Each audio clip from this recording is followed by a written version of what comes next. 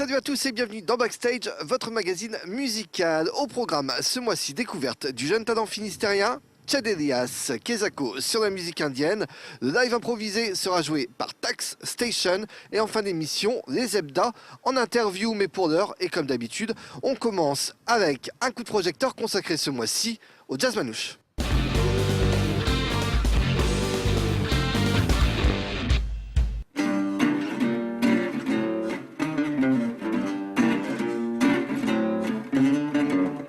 Le jazz manouche s'offre une deuxième jeunesse, notamment grâce à des artistes tels que Stéphane Sanseverino ou encore Thomas Dutronc de Finistère n'est pas en reste, notamment grâce au duo Everybody Swing.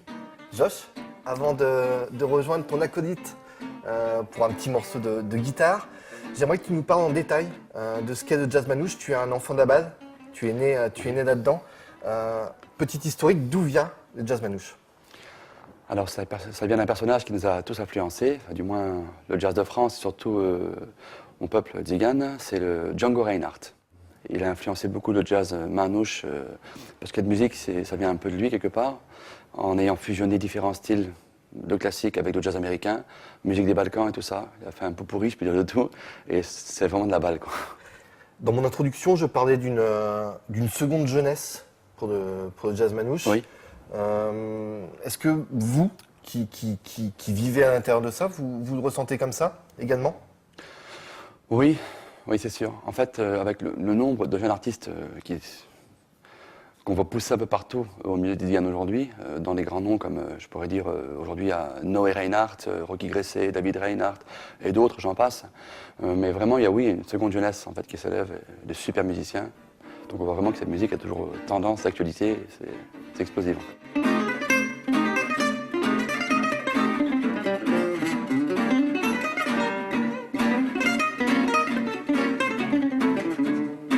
Moi j'ai grandi dans un milieu où vraiment ça a été retransmis de père en fils. C'est comme un secret en fait qui nous a été transmis et c'est vrai qu'on retrouve ça, il y a vraiment... On peut pas dans le jazz manouche, c'est vraiment particulier. Il n'y a pas de blues, il n'y a pas de bossa, il n'y a pas tout ça. Il y a vraiment le style de Django à l'origine, quoi, avec la façon de tenir le médiateur, la façon d'accompagner au niveau de la pompe, du solo et tout ça. Vraiment, ça appartient vraiment à une culture manouche. Alors, petite question, Django Reinhardt, Ouais. Il lui manquait 2 doigts, c'est ça? En fait, il avait sa main qui était brûlée, en fait, il avait 2 doigts paralysés. Est-ce que s'il avait eu ses 5 doigts, Oui. le jazz manouche serait aujourd'hui ce qu'il est? Oui, je crois que c'est pas une question de doigts, c'est une question de talent. Et Django était un génie. Et je pense que... Mais est-ce que sa façon de jouer a été influencée par le fait que ses 2 doigts sont handicapés? Est-ce que s'il avait eu ses 5 doigts mobiles, il aurait joué de la même manière? Bah écoutez, au niveau vélocité, technique, il n'y a pas grand-chose à lui reprocher. Je crois que cet handicap n'en était pas vraiment un, parce qu'aujourd'hui, pas mal de gens ont du mal à reproduire ce qu'il faisait. Donc je ne sais pas avec 5 doigts ce qu'il aurait fait, mais avec 2 doigts, c'est déjà magique. Alors, waouh, mais c'est quelqu'un, c'était quelqu'un. Je te propose d'aller retrouver Julien, ton acolyte, et de faire une petite présentation sur le duo Everybody Swing. Yes, it's okay.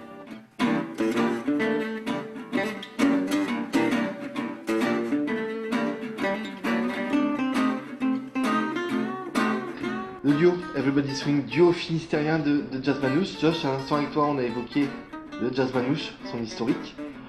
Everybody Swing. Julien, à l'instant, on discutait aussi en privé, et tu nous disais que toi, tu arrivais plutôt du monde de la pop, du rock. Ouais, tout à fait, ouais, rock blues un peu.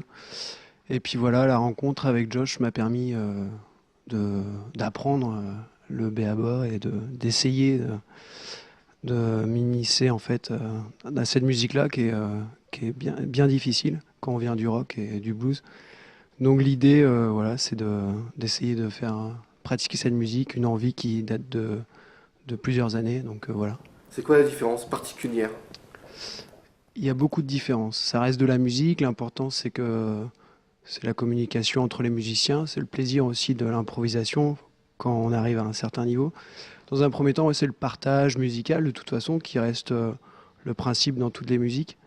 Et puis, après, il y a la richesse musicale qui est difficile à appréhender par rapport à d'autres styles. Est-ce qu'un bon guitariste de blues ou un bon guitariste de rock sera un bon guitariste de jazz manouche? Non. Non. Il y a de très bons guitaristes de blues et de rock aussi, mais vraiment des styles différents, ça n'a rien à voir du tout. La raison, c'est que, en fait, dans chaque style, en fait, on a recours à des clichés d'improvisation, par exemple, rien que pour parler des solistes, en fait. Et les clichés sont tout à fait différents, ça n'a rien à voir. Les structures, c'est pas du tout la même.